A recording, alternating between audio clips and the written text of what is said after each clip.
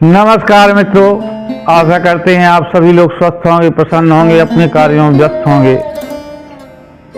मित्रों, अगर आप मेरे इस चैनल पर नए हैं तो प्लीज़ सब्सक्राइब करें, वीडियो को लाइक कर दें, शेयर करें, जिससे ऐसी वृत्तांत अन्य लोगों तक पहुँचें और पता नहीं कब किस चीज़ से किसका मन परिवर्तित हो जाए और उसका जीवन ही बदल जाए। तो मित्रों, कहा जाता है कि मनुष्य का सबसे बड़ा शत्रु क्रोध, और अगर हमने अपने क्रोध पर विजय प्राप्त कर ली तो समझ लिए जीवन में हम बहुत कुछ प्राप्त कर सकते हैं। लेकिन मनुष्य के अंदर क्रोध इतना होता है कि वो छोटी से छोटी बात पर हिंसा करने के लिए उतारू हो जाता है। छोटी से छोटी बात पर वो नैतिक मूल्यों का कितना पतन कर दे, ये कल्पना भी नहीं होती है। कहा भी गया है, मोह मूल बहुसूल प्रद त्यागहु तम अभिमान, भजहु राम रघुनायक कृपा सिंधु भगवान। तो मित्रों, बात कर रहा था मैं क्रोध की। तो आप अपने जीवन में स्वतः विचार करें, जहां जहां क्रोध आया है आपने कुछ प्राप्त नहीं किया होगा, निश्चित ही खोया होगा। एक बार की बात है, जब पांडवों का अज्ञातवास चल रहा था तो वो वेश बदल करके जंगलों में भटक रहे थे। तो एक बार एक बड़े निर्जन वन में उन्होंने निवास किया। संयोगवश भगवान कृष्ण भी पधारे हुए थे। तब वो उन लोगों ने ये निश्चय किया कि हम सभी लोग बारी बारी से, यानी क्रमबद्ध तरीके से, कुछ लोग सोएंगे और एक लोग जाग करके पहरा देगा। तो रात्रि के पहले चरण में सहदेव सबसे छोटे थे तो उनको लगाया गया पहरे पर। तब वो क्या देखते हैं, एक काला काला कीड़ा सा और उन चारों भाइयों के शरीरों पर चल रहा है। कभी भीम के ऊपर जा बैठता है, कभी युधिष्ठिर के ऊपर, और कभी कभी भगवान कृष्ण के ऊपर भी पहुंच जाता है। तो जब ये स्थिति देखी तो सहदेव ने उसको युद्ध के लिए ललकारा, या यूं कहूं कि वो मारने के लिए झपटे। तो तत्काल एक अंगुष्ठ प्रमाण पे जाकर के खड़ा हो गया और वो भी सहदेव को ललकारने लगा, और उनका कुछ युद्ध इस प्रकार से प्रारंभ हो गया।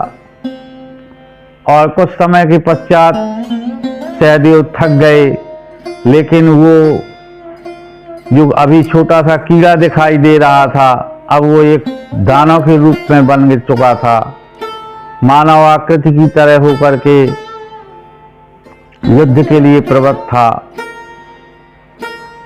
उसके बाद क्रम आया नकुल का, वो भी युद्ध करते हैं और श्रमित हो जाते हैं। तब फिर अर्जुन का क्रम आता है, अर्जुन भी उससे युद्ध करते हैं, और जैसे ही उनका क्रम समाप्त होता है तो भीमसेन का समय आ जाता है। यानी कि क्रम क्रम से पांचों भाइयों ने युद्ध किया। जब सुबह का समय आया तब धर्मराज ने उससे युद्ध करते हुए बहुत ज़्यादा थकान को महसूस किया। तब वो बोले, कान्हा आप ही अब इसको संभालें, ये दैत्य तो बहुत विशाल है, मैं इससे लड़ भी नहीं पा रहा। तब कृष्ण भगवान बोले, ठीक है बड़े भैया, आप विश्राम करिए, मैं जो है इस दैत्य से निपट लूंगा। तो युधिष्ठिर जी विश्राम करने लगते हैं और कृष्ण भगवान उससे युद्ध के लिए प्रवृत्त हो जाते हैं। और जैसे ही वो बहुत आवेग के साथ उनकी ओर झपटता है तो कृष्ण भगवान ने एक मंद मुस्कुराहट के साथ उससे कहा, क्या हुआ, क्यों अकारण क्रोध कर रहे हो, कौन हो तुम? तो वो अपने निश्चित आकार से कुछ छोटा हुआ और श्री कृष्ण भगवान के उस हास्यपूर्ण वार्तालाप से वो सने सने छोटा होता चला गया। और एक समय ऐसा आया जब वो जैसा छोटा सा कीड़ा था वैसा ही हो जाता है। और जब सुबह पांडव जागते हैं तो वो अपनी आप बीती बताते हैं। तब श्री कृष्ण भगवान कहते हैं, आप लोग अपनी जगह पर सही होंगे, लेकिन आपने छोटी सी बात को बड़ा बना दिया। और वो जो समस्या आपके लिए आई थी वो इतनी बड़ी नहीं थी जितना आपने उसको रूप दे दिया। और कहीं आप इसकी बात तो नहीं कर रहे हैं। तब धर्मराज, भीम और अर्जुन वगैरह नहीं पहचान पाते, लेकिन सहदेव कहते हैं, अवश्य यही था, लेकिन इसका रूप तो बहुत विशाल होने लगा था। तब भगवान कहते हैं, ये क्रोध का प्रतीक चिन्ह है, ये क्रोध ही वेश बनाकर आया है।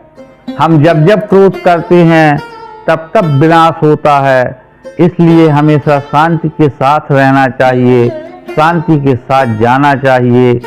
इसलिए मित्रों, अगर हो सके तो आप लोग भी अपने जीवन में शांति को स्थान दें, और जिससे आपका जीवन सुख में बीतेगा।